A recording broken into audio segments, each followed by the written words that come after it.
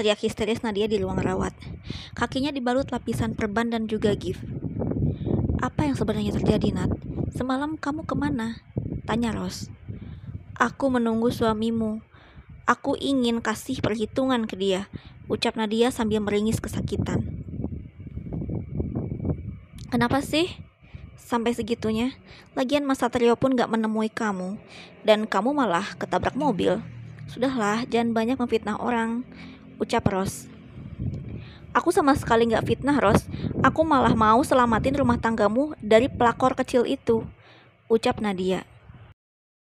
Sepertinya pengaruh obat bius membuat kamu jadi gak sadar dan ngelantur, ucap Ros sambil membetulkan kantong infus. Ros, kamu yang harusnya sadar kalau Satrio sama sekali gak mencintai kamu, ucap Nadia. Kalau gak cinta gak mungkin dinikahin, ucap Ros. Kalau dia cinta harusnya kamu yang ditiduri, bukan anakmu, ucap Nadia yang terlampau lancang. Hentikan Nadia, perkataanmu membuatku sakit hati. Mana mungkin anak sekecil Mila berbuat yang tidak-tidak dengan Mas Satrio. Stop menuduh Mas Satrio selingkuh. Ternyata kamu bukan teman yang baik, marah Ros sambil meninggalkan Nadia. 2 bulan berlalu. Seperti biasanya, Mila dijemput oleh Satrio. Namun tampang Mila kini tampak pucat dan tidak bergairah. Mil, kamu sakit? Tanya Satrio. Gak tahu Mas, lidah aku gak enak dan perutku mual, ucap Mila. Mual seperti mau muntah? Tanya Satrio. Iya, badan bawaannya capek terus dan ngantuk, ucap Mila. Nanti Mas titip obat ke Mbak Arum ya, kamu jangan lupa minum obatnya, ucap Satrio. Mila pun pulang ke rumahnya. Tubuh Mila layaknya orang sakit, sering muntah dan kelelahan. Semangat untuk sekolah pun tidak ada, yang ada hanya ingin makan yang banyak dan memakan makanan yang asam-asam. Hana dan Bella, tempat Mila curhat, pun heran dengan kondisi Mila. Mila sehat kan? Tanya Bella. Gak tahu, rasanya aneh banget, ucap Mila. Kapan lo terakhir kali haid? Tanya Hana. Gak tahu, gue gak ngitung. Pokoknya bulan kemarin sama bulan sekarang gue belum dapet, ucap Mila.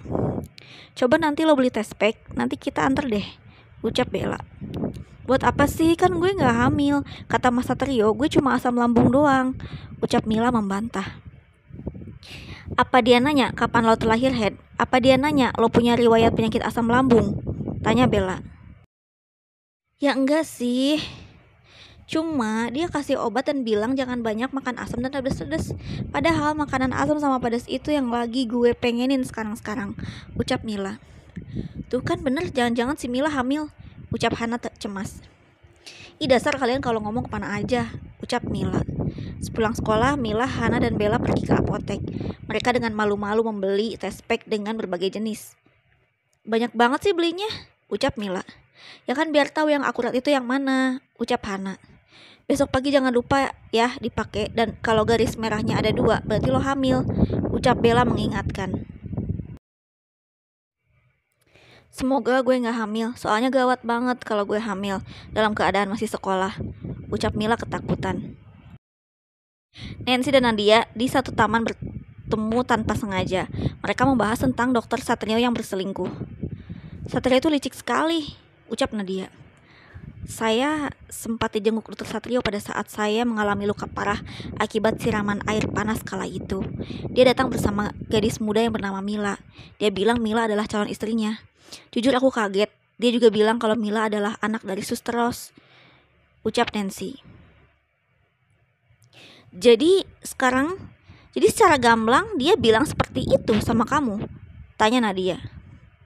Iya, tadinya aku mau sampaikan hal ini sama Suster Ros, tapi apa mau dikata, aku terlanjur dianggap musuh, ucap Nancy.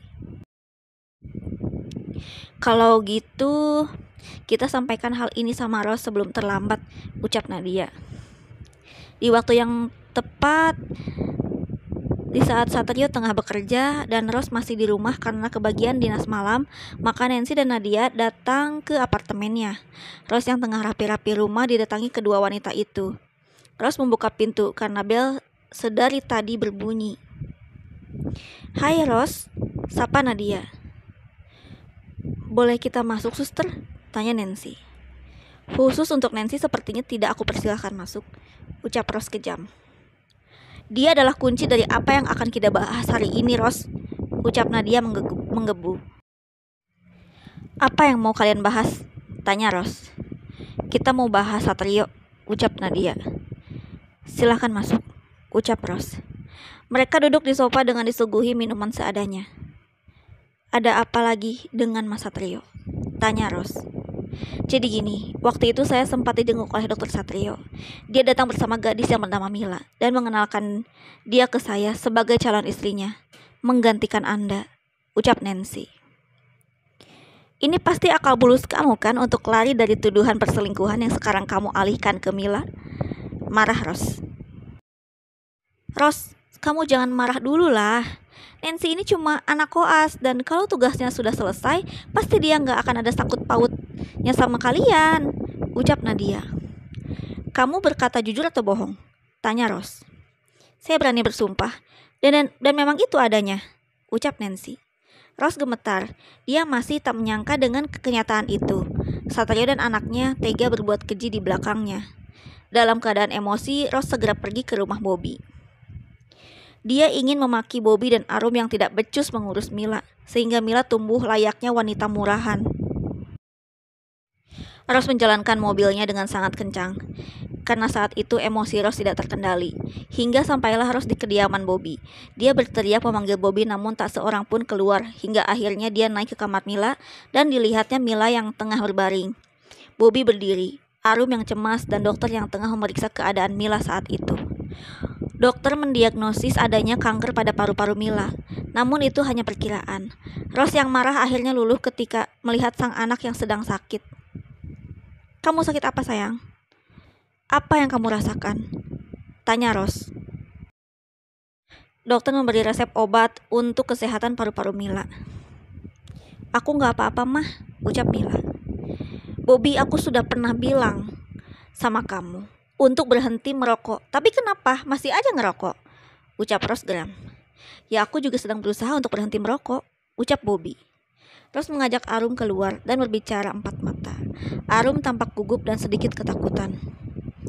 Ada apa mbak? Tanya Arum.